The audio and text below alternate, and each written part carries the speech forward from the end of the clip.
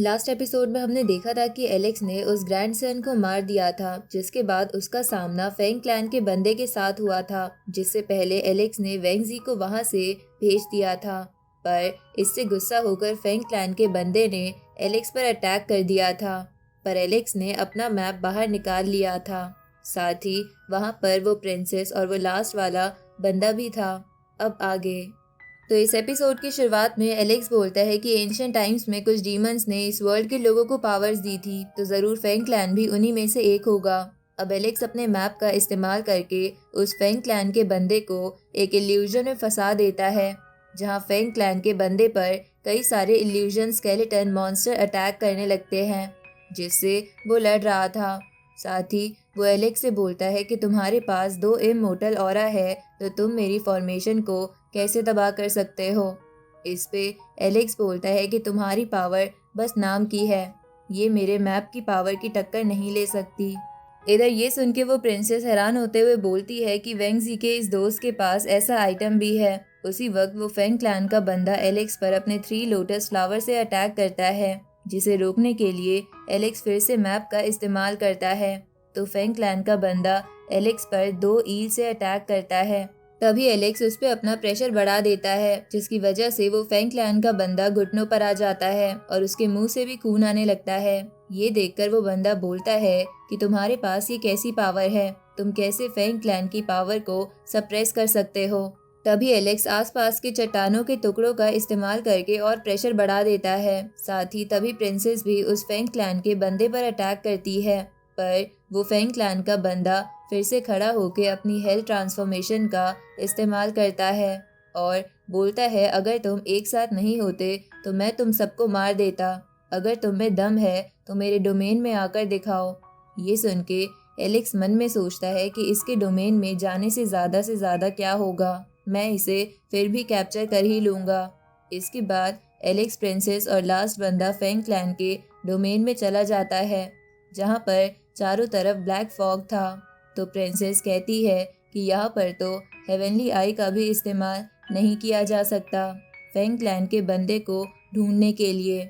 तभी वो अपने आप ही सबके सामने आ जाता है, तो एलेक्स उस पर अटैक करता है, पर अब की बार उसे कुछ नहीं होता और वो बोलता है कि वेंगजी के सर्वेंट, तुम्हारी हिम्मत कैसे हुई मुझसे फाइट करने की। इस पे एलेक्स उससे कहता है कि तुम्हें बाद में पता चल जाएगा कि मैं कौन हूँ। इधर वो लास्ट वाला बंदा फेंग क्लैन के उस बंदे पर अटैक करने के लिए जाने लगता है, पर प्रिंसेस उसे रोक देती है और एलेक्स से कहती है कि हम बस देखेंगे और तुम जाकर उसका सामना करो। ये सुन के एलेक्स उसकी तरफ जाने लगता है, पर उस ब्लैक डोमेन में से कई सारे हाथ निकलकर उसे पकड़ लेते हैं और वो फेंग क्लैन का बंदा हंसते हुए बोलता है कि अब तुम कुछ नहीं कर सकते। तभी एलेक्स थंडर एम्परर की पावर का इस्तेमाल करता है और उसकी मदद से उस बंदे पर अटैक करता है, जिसे रोकने के लिए वो फ्लावर्स का इस्तेमाल करता है, पर वो उसे रोक नहीं पाता। तभी प्रिंसेस एलेक्स को देखकर बोलती है कि असल में ये बंदा है कौन जो इसके पास इतनी सारी पावर्स है। इधर थंडर एम्परर की पावर की वजह से वो बंदा ज़मीन पर आके गिरता है। तभी एलेक्स उसके पास आ जाता है और उससे कहता है कि तुम ज़मीन पर सो क्यों रहे हो। ये सुन के वो बंदा अपने सिक्स अंकल की मदद मांगता है, तो वो अंकल वहां आ जाता है और उसी बंदे से कहता है कि तुम इस यंगर जनरेशन के लड़के से हार गए, तुमसे जीनियस का टैग छीन लेना चाहिए। ये सुन के वो लड़का अंकल से कहता है कि एक बार मुझे कई सारे ट्रेजर्स मिल जाए तो कोई भी मेरे से कम्पीट नहीं कर पाएगा अकेडमी का जीनियस बनने के लिए। ये सुन के वो अंकल उससे कहता है कि मैं बचपन में बहुत ही कमज़ोर था और सभी मेरा मजाक उड़ाते थे, लेकिन एक दिन उसने अपनी एक्सट्रीम पावर दिखाई, जिससे सब डर गए और तुम ट्रेजर्स का सहारा लेने की सोच रहे हो। इस सी क्लैन के बंदे को मैं ही मारूंगा। अब ये बोल के वो उन तीनों पर अटैक करता है, जिसकी वजह से उन तीनों पर प्रेशर पड़ने लगता है और प्रिंसेस बोलती है कि इनके पास ये डार्क पावर आ कहाँ से रही है जो इन्हें इतना ताकतवर बना दे रही है। ये सुन के एलेक्स बोलता है कि ये सब शायद डीमंस की पावर है। तभी वो अंकल प्रिंसेस के पास आकर उसे बुरा भला बोलने लगते हैं और उसके साथ बदतमीजी करने लगते हैं। तो गुस्से में वो लास्ट बंदा उस पर अटैक करता है, लेकिन उस अटैक से उसे कुछ नहीं होता, जिसके बाद वो उसके पास जाकर बोलता है कि तुम्हारे पास 3 ऑरा है और तुम्हारी बॉडी भी काफ़ी अच्छी है, इसका मैं इस्तेमाल कर सकता हूँ। अब वो उन तीनों से कहता है कि तुम तीनों मेरे अंडर आ जाओ, फेंग क्लैन तुम्हें अच्छे से इस्तेमाल करेगा। ये बोल के वो अंकल उन तीनों को स्नेक की मदद से पकड़ लेता है। ये सुन के वो प्रिंसेस उस अंकल से कहती है कि तियानसिन एकेडमी तुम्हें नहीं छोड़ेगी। इस पे वो अंकल कहता है कि किसे पता चलेगा कि मैं यहाँ पर आया भी था या मैंने ये सब किया है। अब वो उस स्नेक से उन तीनों पर अटैक करने की कोशिश करता है, पर एलेक्स के शरीर से वो मैप बाहर आ जाता है और उस स्नेक को डिस्ट्रॉय कर देता है। ये देखकर वो अंकल कहता है कि अब तो मुझे सी क्लैन के बंदे को मार के इसके ट्रेजर छीनने ही होंगे। ये सुन के म्यू एलेक्स से कहता है कि मैं तुम्हारी मदद कर सकता हूँ। ये सुन के एलेक्स उस अंकल से कहता है कि तुम कभी मेरे ट्रेजर्स नहीं ले पाओगे।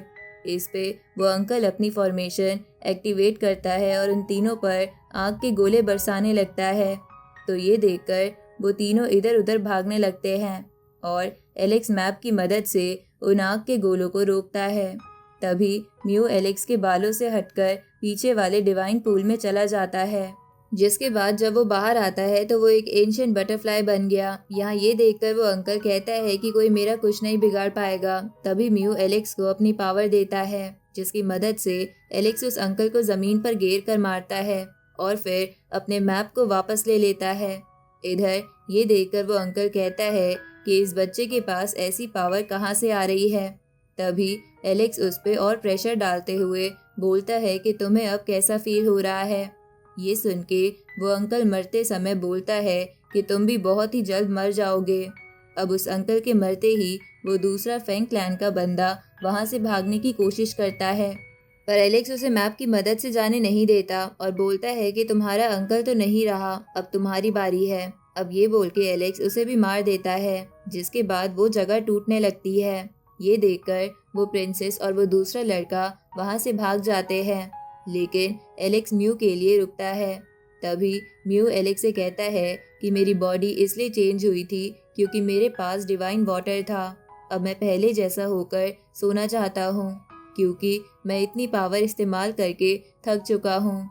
अब वो एलेक्स के बालों के अंदर चला जाता है। इधर एलेक्स के कुछ दोस्त बीस्ट के बीच में फंसे हुए थे, पर तभी वो बीस्ट वहाँ से भाग जाता है और आसमान से एक बड़ा सा पत्थर वहाँ पर आता है, जिसपे कुछ मशीन जैसी चीज थी, जिसे देखकर ऐसा लग रहा था कि वो शायद स्पेसशिप जैसी थी। तभी वो थर्ड एल्डर सभी से कहता है कि डरने की जरूरत नहीं है, लॉ ऑफ हेवन की बाउंड्री वॉल अभी टूटी नहीं है, एनिमी को हम अभी भी काबू में कर सकते हैं। तभी उस पत्थर के ऊपर से किसी की आवाज आती है और जैसे ही धुआं हटता है वहाँ पर कोई विच जैसी लड़की बैठी थी। अब इसी के साथ ये एपिसोड यहीं खत्म होता है।